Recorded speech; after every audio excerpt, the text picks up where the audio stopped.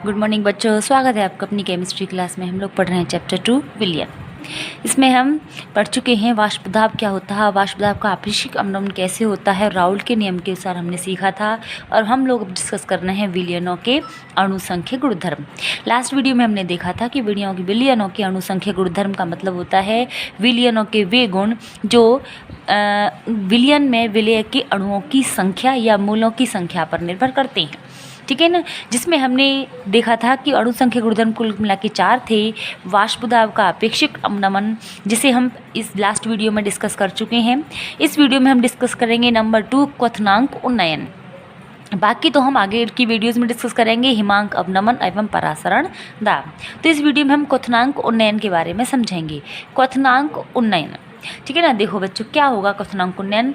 हम ये जानते हैं कि हमारे पास कोई विलायक है जिसका वाष्प दाब होता है P0। इसमें जब हमने कोई अवाष्पशील विलायक घोल दिया तो इसका वाष्प दाब घटकर हो जाता है PS, ठीक है ना। यानी इसमें जो कमी होती है वो होती है डेल्टा P, यानी कि वाष्प दाब अवनमन कहते हैं इसे, ठीक है ना। अब ये वाष्प दाब अवनमन कि हमने राउल्ट के नियम में ये देखा था कि वाष्प दाब अवनमन दूसरा जो नियम था वाष्प दाब का आपेक्षिक अवनमन, यानी P0 बराबर था XB के, ठीक है ना। यानी अगर इसको हम इधर लेके जाएं तो हम ये कह सकते हैं delta P is equal to P0 XB। और P0 क्या चीज़ है, P0 एक स्थिरांक संख्या होगी। हर विलायक का जो दाब होता है वो फिक्स होता है, तो हम ये भी कह सकते हैं ना कि डेल्टा P समानुपाती XB, यानी आप वाष्प दाब का अवनमन विलय की मोल भिन्न के समानुपाती होता है, ठीक है ना। यानी कि जितनी ज़्यादा मोल भिन्न घोली जाती है उतना ही वाष्प दाब में कमी आ जाती है, ठीक है ना। ये हम लास्ट वीडियो में डिस्कस कर चुके हैं। अब हम देखेंगे क्वथनांक का दाब से क्या रिलेशन होता है। हम ये जानते हैं सबसे पहली बात तो कि क्वथनांक क्या होता है। क्वथनांक को हम TB से डिनोट करते हैं। ये क्या होता है, ये वो ताप होता है जिस पर विलयन का जो वाष्प दाब है ये बराबर हो जाए एटमॉस्फेयर यानी कि वायुमंडल के वाष्प दाब के, ठीक है ना। वह ताप जिस पर किसी विलयन का वाष्प दाब वायुमंडलीय दाब के बराबर हो जाता है उसे हम उसका क्वथनांक कहते हैं, ठीक है ना। अब ये दाब अगर कम होगा तो हमें इसको ज़्यादा गर्म करना पड़ेगा यहाँ तक पहुँचने के लिए, ठीक है ना। देखो हम ग्राफ से समझते हैं इसको। यहाँ हम T लें और यहाँ पर हम P लें। ये मान लीजिए वायुमंडलीय दाब है P ATM। इस समय विलयन का दाब यहाँ है, ठीक है ना, और टेम्परेचर मान लीजिए यहाँ है, ठीक है ना। जैसे जैसे हम ताप बढ़ाएंगे वैसे वैसे इसका वाष्प दाब बढ़ता जाएगा। वाष्प दाब बढ़ता जाएगा और एक स्थिति आ जाएगी, वाष्प दाब ये एटमॉस्फेयर है, एक स्थिति ऐसी आ जाएगी जब इसका वाष्प दाब यहाँ क्लैश कर गया। वो स्थिति कब आई है, जब इसका ताप हो गया ये, तो ये इसका TB है। वह ताप जिस पर द्रव का वाष्प दाब वायुमंडलीय वाष्प दाब के बराबर हो जाता है उसे हम क्वथनांक या बॉइलिंग पॉइंट कहते हैं, ठीक है। अब हम ये देख रहे हैं कि जब हमने वाष्पशील द्रव जो था अवाष्पशील विलय हमने घोल दिया इसमें, तो इसके वाष्प दाब में कमी हो जाती है। मान ली इसका वाष्प दाब पहले यहाँ था, अब वाष्प दाब घटकर यहाँ आ गया, तो अब हमें यहाँ से यहाँ तक पहुँचना है। पहले यहाँ से यहाँ तक पहुँचाना था इसकी दाब को, अब यहाँ से यहाँ तक पहुँचाना है, तो हमें ये डिस्टेंस जो है ना वो ज़्यादा इस तरह से ट्रैवल करनी पड़ेगी, ठीक है। यानी कि अब इसका जो ताप है वो बढ़कर यहाँ आ गया। मान लीजिए ये T1 हो गया, तो ये जो परिवर्तन है ये क्या हुआ, ताप बढ़ गया।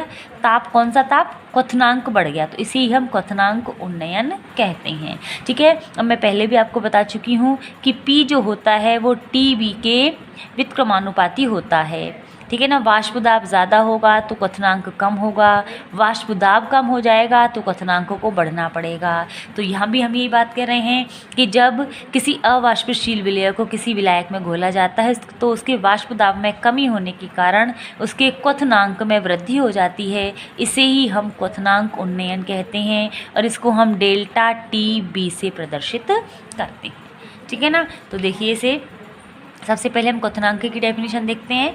किसी द्रव का क्वथनांक वह निश्चित ताप है जिस पर द्रव का वाष्प दाब वायुमंडलीय दाब के बराबर हो जाता है। जब किसी शुद्ध विलायक में कोई अवाष्पशील विलयक घोला जाता है तो प्राप्त विलयन की वाष्प दाब में कमी हो जाती है, अतः उस विलयन का वाष्प दाब वायुमंडलीय दाब के बराबर करने के लिए उसे उच्च ताप तक गर्म करना पड़ता है, अतः विलयन के क्वथनांक में वृद्धि हो जाती है। ठीक है ना। तो अब क्वथनांक उन्नयन क्या हुआ? क्वथनांक उन्नयन का मतलब हुआ कि किसी अवाष्पशील विलयक के कारण विलयन के क्वथनांक में वृद्धि होना, उसका क्वथनांक उन्नयन कहलाता है और इसे हम डेल्टा टी बी से प्रदर्शित करते हैं। ठीक है ना। समझ में आ गया क्वथनांक उन्नयन क्या होता है। अब हम देखते हैं कि क्वथनांक उन्नयन को कैलकुलेट कैसे कर सकते हैं। देखिए, हमने कोई शुद्ध विलायक लिया जिसका जो शुद्ध दाब है वो है P, ठीक है ना, और उसका क्वथनांक जो है वो है TB। हमने उस विलायक में हमने कोई अवाष्पशील विलयक घोला, ठीक है ना, तो उसके दो विलयन बनाए, विलयन 1 और विलयन 2। विलयन 1 में थोड़ा सा पदार्थ घोला था जिससे उसका क्वथनांक बढ़कर T1 हो गया। 2 में थोड़ा और घोल दिया तो इसका क्वथनांक बढ़कर और भी ज़्यादा हो गया, यानी कि T2 हो गया। इसको देखो ग्राफ से समझते हैं हम। हमने ये ग्राफ लिया है, इस तरफ लिया है T और इस तरफ लिया है P, ठीक है ना। ये है वायुमंडलीय दाब की स्थिति PATM है, इसको हम केवल P से भी डिनोट कर देते हैं, ठीक है ना। तो अब हम ग्राफ देखेंगे कि पहले हम केवल शुद्ध विलायक के लिए देखते हैं कि मान लीजिए उसका दाब पहले यहाँ तक था, अब उसको गर्म करते हैं तो गर्म करते जाएंगे तो उसका दाब बढ़ता जाएगा और ये स्थिति ऐसी आ जाएगी जहाँ पर इसका क्वथनांक आ जाएगा, यानी इसको हम अगर ताप अक्ष से मिलाएं तो ये कहलाएगा इसका TB, ठीक है ना। अब हमने दूसरा, ये तो हमने लिया विलायक के लिए, ये है विलायक, ठीक है ना। अब हमने थोड़ा सा विलयक घोल दिया तो इसकी कुछ सांद्रता आ गई, इसकी वजह से इसके वाष्प दाब में कमी होगी तो क्वथनांक में वृद्धि हो जाएगी, तो इसका वाष्प दाब घटकर यहाँ आ गया। अब इसको गर्म कर रहे हैं हम, इसको गर्म करेंगे तो इसका भी दाब बढ़ेगा और इसका दाब बढ़ेगा तो यहाँ पर आकर इसका क्वथनांक आ जाएगा, यानी इसको अगर अपन ताप अक्ष पर मिलाएं तो देखिए ये आ जाएगा इसका क्वथनांक, जिसको हम मान लीजिए T1 से शुरू डिनोट करते हैं, ठीक है ना। ये बन गया अपन लिए पहले विलयन के लिए ग्राफ। अब हमने दूसरा विलयन लिया, दूसरा विलयन में और ज़्यादा विलयक घोल दिया है तो इसका दाब और भी कम हो जाएगा, और भी कम होगा तो इसको भी जब हम गर्म करेंगे तो इसका भी ताप बढ़ेगा, दाब बढ़ेगा। दाब बढ़ते बढ़ते देखिए यहाँ पर इस स्थिति आ जाएगी जब इसका दाब वायुमंडलीय दाब के बराबर हो गया, यानी इस समय हमें इसका क्वथनांक मिल गया। इसको हम यहाँ कहेंगे अब T2, ठीक है ना। तो देखिए ये विलायक का दाब था, विलायक का क्वथनांक था, थोड़ा सा विलय मिलाया तो क्वथनांक बढ़कर यहाँ पहुँच गया, और ज़्यादा विलय मिलाया तो क्वथनांक बढ़कर यहाँ पहुँच गया, ठीक है ना। इसको देखो मैथमेटिकल डेरिवेशन से क्लियर करेंगे। मान लीजिए ये 3 बिंदु हैं ABC, इसको हम बना दिया M और इसको बना दिया N। तो गणितीय रूप ये है कि अगर दो त्रिभुज आपस में समरूप होते हैं तो उनकी जो भुजाएं हैं उनका अनुपात समान होता है। तो हमें देखो दो त्रिभुज देख रहे हैं यहाँ पर ABM, त्रिभुज ABM, और दूसरा त्रिभुज दिख रहा है वो ACN, ठीक है ना, त्रिभुज ACN। अगर इन दोनों को समरूप करना है तो हम क्या कहेंगे, हम ये कहेंगे कि AM बटे AN, AM यानी कि ये और ये बटे AN, इनका अनुपात बराबर है AB बटे AC के, AB बटे AC के, ठीक है ना। अब यहाँ देखिए ये AB क्या है, AB जो लंबाई होगी वो किसके बराबर होगी, TB और T1 का अंतर, ठीक है ना। तो AB की जगह हमने रख दिया T1 माइनस TB, बटे में AC क्या होगा T2 माइनस T1, ठीक है ना, ये हो गया T2 माइनस T1 TB, ठीक है। यहाँ AM क्या है, AM क्या है, A था वायुमंडलीय दाब, और M क्या चीज़ है यहाँ, M या होगा उस विलयन का वाष्प दाब, यानी कि इसको अगर हम P1 से डिनोट कर दें तो AN हो गया P माइनस P1 बटे N ये चीज़ है, इसको यह दाब अक्ष पर मिलाएं तो ये दाब हो गया दूसरे विलयन का वाष्प दाब, इसको हम P2 से डिनोट करते हैं तो ये बन गया P1 minus P2। P minus P1 विलायक की तुलना में विलयन के वाष्प दाब में कमी, इसको हम डिनोट कर सकते हैं डेल्टा P1 से। P माइनस P2 इसको डिनोट कर सकते हैं डेल्टा P2 से। माइनस P1 कर रहे हैं यानी कि वाष्प दाब में तो कमी हो रही है, ठीक है, और क्वथनांक में उन्नयन हो रहा है, तो ये बराबर हो गया, ये इसको हम लिख सकते हैं डेल्टा T1, ये वाला जो अंतर है इसको हम डेल्टा T1 से लिख सकते हैं, और ये वाला जो अंतर है इसको हम डेल्टा T2 से लिख सकते हैं, ठीक है ना। अपॉन में हो गया डेल्टा T2। तो हम ये कह सकते हैं यहाँ से डेल्टा P समानुपाती होता है डेल्टा T के, ठीक है। या उसका कहें उल्टा कहें कि डेल्टा T समानुपाती होता है डेल्टा P के, ठीक है ना। लेकिन राउल के नियम में हमने देख लिया था कि डेल्टा P समानुपाती होता है XB के। XB मतलब विलेय की मोल भिन्न। तो जब डेल्टा P डेल्टा T के समानुपाती भी है और डेल्टा P XB के समानुपाती भी है, तो हम ये कह सकते हैं कि डेल्टा T भी समानुपाती होगा XB के, ठीक है ना। और जब XB के लिए ये हमें स्थिरांक हटाएंगे तो क्या हो जाएगा, डेल्टा T बराबर हो जाएगा, एक स्थिरांक लगा दी हमने के XB। अब x की बे क्या होती है, विलेय की मोल भिन्न, और ये हम जानते हैं मोल भिन्न क्या होती है, डेल्टा P बराबर के, मोल भिन्न का मतलब हुआ NB बटे NA प्लस NB, ठीक है ना। लेकिन ये जो विलयन होता है वो बहुत तनु है, बहुत थोड़ी सी मात्रा डाली हमने, बहुत तनु है, इसका मतलब हुआ कि NA जो है वो बहुत ज़्यादा है NB से। तो हमें कहेंगे कि ये NA प्लस NB जो होगा, NA प्लस NB ये लगभग बराबर किसके हो जाएगा, NA के। तो हम कह सकते हैं डेल्टा T बराबर K into NB upon NA। NB मतलब मोलों की संख्या। मोलों की संख्या कैसे निकलेगी, डेल्टा K NB का मतलब हो गया WB बटे MB, N बराबर W बटे M होता है, ठीक है, बटे NA क्या होगा, WB बटे MA। इसको हम लिख सकते हैं K into WB into MA, upon में MA था ऊपर चला गया, ठीक है ना, अपॉन में MB इंटू WA, ठीक है। अब इसमें जो MA है ये तो हर विलायक के लिए एक स्थिरांक संख्या होगी। WB क्या है, विलेय का ग्राम में भार, WA का है विलायक का ग्राम में भार, MB विलेय का मोलर द्रव्यमान और MA विलायक का मोलर द्रव्यमान। और विलायक का मोलर द्रव्यमान हमेशा फिक्स रहेगा, तो हम इसको अगर इसमें मिला दें तो हम ये कह सकते हैं delta T K into MA into M। M मतलब मोललता, और मोललता क्या होती है, WB बटे MB इंटू WA, बस एक ग्राम में हो इतना सा। तो हमने ये वाला जो पद है ये इसको मोललता के रूप में लिख दिया, तो K इंटू MA बचा, और इसको मोललता के रूप में लिख दिया, और K इंटू MA को हमने एक नया स्थिरांक दे दिया KB। ये डेल्टा T भी चल रहा है, यहाँ पर क्वथनांक उन्नयन की बात करते आ रहे हैं अपन, यहाँ ये सारा क्वथनांक उन्नयन है, ठीक है ना। तो क्वथनांक उन्नयन के लिए हमने दे दिया एक KB स्थिरांक इंटू M, ये रिलेशन आ गया अपना। यह KB जो होता है इसको इब्लियोस्कोपिक स्थिरांक या मोलल उन्नयन स्थिरांक कहते हैं, ठीक है ना। अगर हम यहाँ M का मान 1 रख दें तो क्या होगा, डेल्टा TB बराबर हो जाएगा KB, यानी कि यदि विलयन की मोललता 1 हो, 1 हो मोललता का मतलब क्या हुआ कि विलेय के 1000 ग्राम में अगर विलेय का 1 मोल घुला हुआ हो तो उस के विलयन में जितना क्वथनांक उन्नयन होगा वो उस विलयन के लिए एक मोलल उन्नयन स्थिरांक के बराबर होगा, ठीक है ना। समझ में आ गई चीज़। अब इसकी सहायता से हम क्या करेंगे, अणुभार की गणना करेंगे। पहले यहाँ तक देख लेते हैं अपन। देखिए ग्राफ बनाया हमने, ये ग्राफ है, ये तापीय अक्ष और ये दाब अक्ष वायुमंडल में दिखाया है, ये P है यानी कि वायुमंडलीय दाब है ना। इस वायुमंडलीय दाब पर पहले हमने विलायक का ग्राफ देखा है, विलायक का ग्राफ सीधा जा रहा है और इस बिंदु पर आकर विलायक का दाब वायुमंडलीय दाब के बराबर हो गया, तो इसका क्वथनांक हो गया। फिर इसके 2 अलग अलग विलयन लिए हैं, जिसमें एक की सांद्रता कम है और 2 की सांद्रता ज़्यादा है, और इनके लिए हमने T1 और T2 इनके अलग अलग क्वथनांक देख लिए। तो देखिए, माना एक शुद्ध विलायक तथा उसकी विलयन 1 और 2 के क्वथनांक और उनके वाष्प दाब के मध्य की ग्राफ खींचते हैं, जहाँ विलयन 1 की सांद्रता विलयन 2 से कम है। उनके क्वथनांक, विलायक का क्वथनांक TB है और विलयन 1 व 2 के क्वथनांक T1 और T2 हैं। तो ग्राफ में त्रिभुज ABM तथा ACN यानी कि ACN से हम लिख सकते हैं AC बटे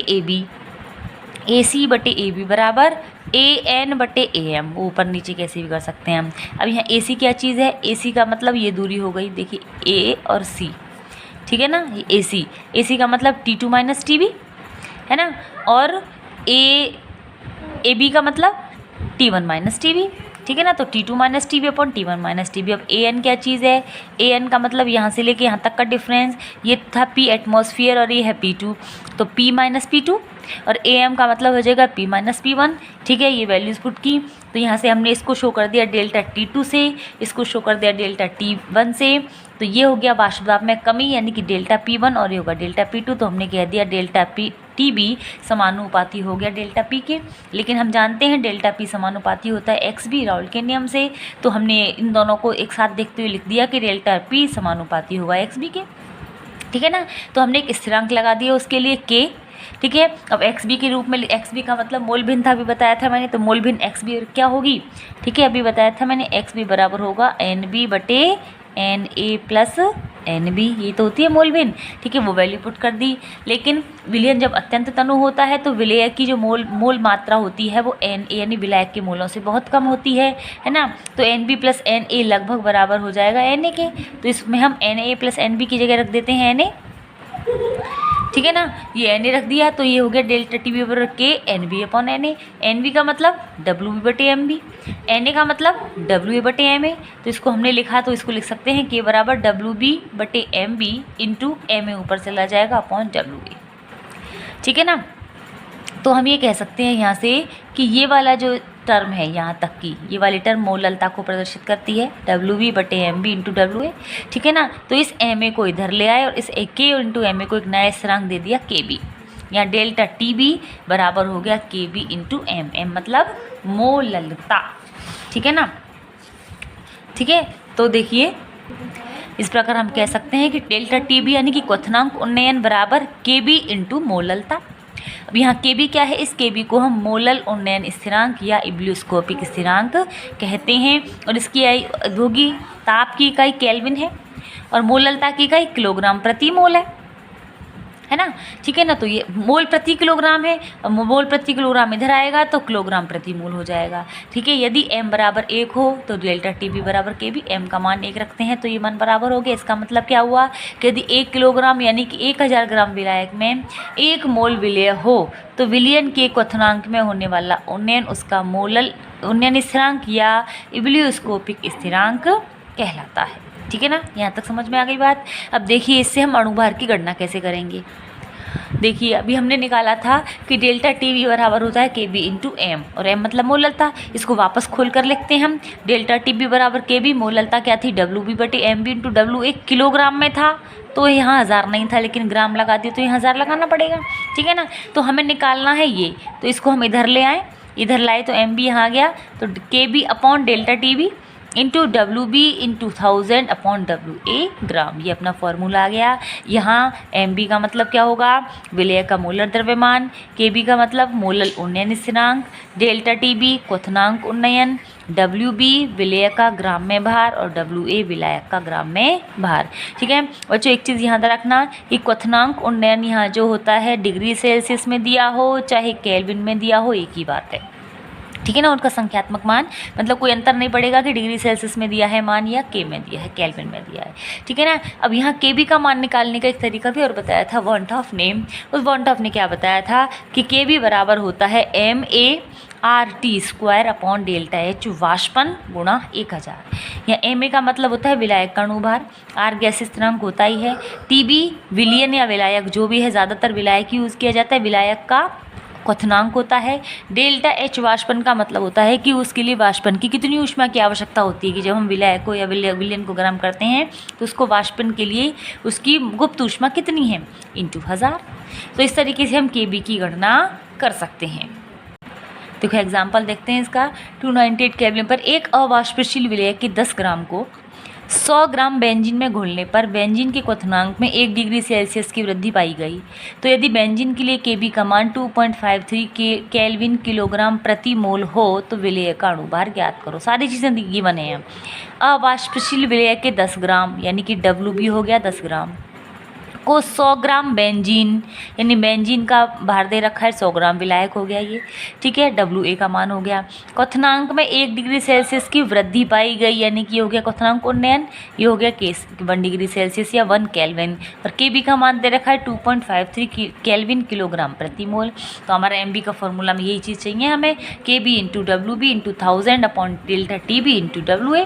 ठीक है ना, सारी वैल्यूज़ पुट की हमने, जो चीज़ वैल्यू है, के बी का मान 2.53 है, डब्ल्यू बी का मान 10 है into 1000 upon delta T B 1 kelvin है और के बी का डब्ल्यू ए का मान 1000 है। ठीक है ना, 1000 से तो ये 2 0 से 2 0 कट गई, 100 से मल्टीप्लाई किया तो 253 ग्राम आ गया। यानी जो विलेय घुला हुआ है उसका भार, उसका मोलर द्रव्यमान 253 ग्राम है। और देखते हैं इसी तरह का कि 100 ग्राम जल में 5 ग्राम पदार्थ को घोलने पर जल का क्वथनांक 0.49 डिग्री सेल्सियस बढ़ जाता है। तो यदि जल के लिए केवी का मान 0.52 केल्विन किलोग्राम प्रति मोल हो तो विलेय का मोलर द्रव्यमान ज्ञात करो। ठीक है ना, तो दिया क्या है यहाँ 100 ग्राम जल यानी कि विलायक हो गया, डब्ल्यू ए हो गया, में 5 ग्राम पदार्थ को घोला है तो विलेय का द्रव्यमान हो गया 5 ग्राम। ठीक है, तो जल का क्वथनांक 0.49 डिग्री सेल्सियस बढ़ जाता है यानी कि होगा क्वथनांक उन्नयन डेल्टा टी बी। जल के लिए केवी का मान दे रखा है 0.52 केल्विन किलोग्राम मोल इनवर्स। बस वैल्यूज फॉर्मूला अपने सामने है, ये K B into W B into 1000 upon delta T B into W A. सारी वैल्यूज दी गई हैं 0.52 इंटू 5 इंटू 1000 अपॉन 0.49 इंटू 100। ठीक है ना, इनको सॉल्व करते हैं तो आंसर आ जाता है 53.06 ग्राम, यानी कि जो विलेय घुला हुआ है उसका मोलर द्रव्यमान 53.06 ग्राम है। एक और एग्जाम्पल देखते हैं कि एक पात्र में 18 ग्राम ग्लूकोज को 1 किलोग्राम जल में घोला गया तो 1.013 बार दाब पर यह जल किस ताप पर उबलेगा, यानी विलयन का क्वथनांक निकालना है हमें। यदि जल के लिए केबी का मान 0.52 केल्विन किलोग्राम मोल इनवर्स हो, हमें विलयन का ताप निकालना है, विलयन का क्वथनांक निकालना है। और विलयन का क्वथनांक निकालने के लिए पहले हमें क्वथनांक उन्नयन निकालना पड़ेगा। जब क्वथनांक उन्नयन निकाल लेंगे ना तो उसके क्वथनांक में जो जल का क्वथनांक है उसमें क्वथनांक उन्नयन को जोड़ देंगे। क्वथनांक उन्नयन का मतलब क्या हुआ, होने वाली वृद्धि, उस वृद्धि को जोड़ देंगे तो विलयन का क्वथनांक आ जाएगा। तो देखो दिया क्या है, 18 ग्राम ग्लूकोज को 1 किलोग्राम जल में घोला गया, यानी 18 ग्राम ग्लूकोज तो विलेय है, डब्ल्यू बी हो गया, और 1 किलोग्राम जल यानी कि 1000 ग्राम डब्ल्यू ए हो गया। इतने ताप पर है किस पर उबलेगा। ठीक है ना, तो हमें के बी का मान दे रखा है, ये दे रखा है। ठीक है ना, हमें फॉर्मूला ये पता होता है, हमें डेल्टा टी बी निकालना है, ये पता है, ये पता है, ये पता है, तो ये और जानकारी चाहिए। ये क्या होता है, विलेय का मोलर द्रव्यमान। विलेय क्या है, ग्लूकोज। ग्लूकोज क्या होता है, ग्लूकोज होता है C6H12O6। ठीक है ना, इसका जब अणुभार निकालेंगे तो ये आता है 180 ग्राम, याद होगा वैसे अब आपको ये। ठीक है, तो हमने डेल्टा टी बी को निकालने के लिए एम बी और डेल्टा टी बी को रिप्लेस कर दिया आपस में। तो K B into W B into 1000 upon M B into W A, values put करें 0.52 इंटू 18, डब्ल्यू की वैल्यू 1000 बटे एम बी की वैल्यू 180 इंटू 1000। ठीक है ना, 1 किलोग्राम दिया है ना, तो 1000 से तो 1000 वैसे ही कट गया, ये इससे 10 बार कट गया तो ये आ गया 0.052 केल्विन, यानी इतना बढ़ गया।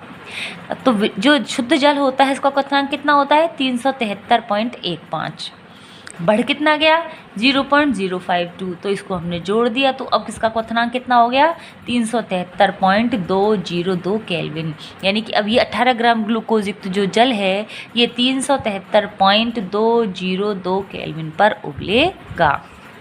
इसी तरह का एक एग्जाम्पल और देख लेते हैं। बेंजीन का क्वथनांक 353.23 है। 1.80 ग्राम अवाष्पशील विलेय को 90 ग्राम बेंजीन में घुलने पर विलयन का क्वथनांक 354.11 केल्विन हो जाता है। तो विलेय का मोलर द्रव्यमान ज्ञात करो। बेंजीन के लिए केबी का मान 2.53 इंटू केल्विन किलोग्राम पर मोल होता है। तो पहले यहाँ देख रखा है विलायक का द्रव्यमान, विलायक का क्वथनांक यानी कि टीबी 353.23, 1.80 ग्राम अवाष्पशील विलेय यानी कि डब्ल्यू बी हो गया को 90 ग्राम बेंजीन में यानी कि डब्ल्यू ए हो गया। फिर उसका क्वथनांक नया क्वथनांक हो गया 354.11 केल्विन। ठीक है, हमें मोलर द्रव्यमान निकालना है। मोलर द्रव्यमान के लिए सूत्र अपना होता है K B into W B into 1000। K B दे रखा है, डब्ल्यू बी दे रखा है, डेल्टा टी बी हमें चाहिए। डेल्टा टी बी का मतलब होता है क्वथनांक उन्नयन। क्वथनांक उन्नयन का मतलब पहले कितना क्वथनांक था और वो बढ़कर कितना हो गया। तो पहले तो क्वथनांक था 353.23, बढ़कर हो गया 354.11, तो इसका अंतर कितना हुआ 0.88 केल्विन, यानी डेल्टा टी बी का मान हो गया 0.88 केल्विन। ठीक है ना, अगर हमें क्वथनांक उन्नयन नहीं दिया गया है तो इस तरह से हम विलयन का दाब माइनस शुद्ध दाब करके क्वथनांक ताप करके क्वथनांक उन्नयन ज्ञात कर सकते हैं। ठीक है, फॉर्मूला अपने पास है, सारी वैल्यूज पुट कर दी। के बी का मान दिया है 2.53 केल्विन किलोग्राम पर मोल, डब्ल्यू बी का मान है 1.80, इंटू 1000 अपॉन डेल्टा टी भी अभी निकाल लिया हमने 0.88 इंटू डब्ल्यू ए दे रखा है 90। सबको सॉल्व करते हैं तो ये आ जाता है 58 ग्राम। यानी कि जिस मूल विलय अवाष्पशील विलय को हमने बेंजीन में घोला था उसका मूल द्रव्यमान 58 ग्राम है। ठीक है, तो मुझे लगता है आपको वाष्पदाब के आपेक्षिक अवनमन के साथ साथ क्वथनांक उन्नयन का जो कॉन्सेप्ट है समझ में आ गया होगा। इसकी न्यूमेरिकल प्रॉब्लम्स भी क्लियर हो गई होंगी। Thank you.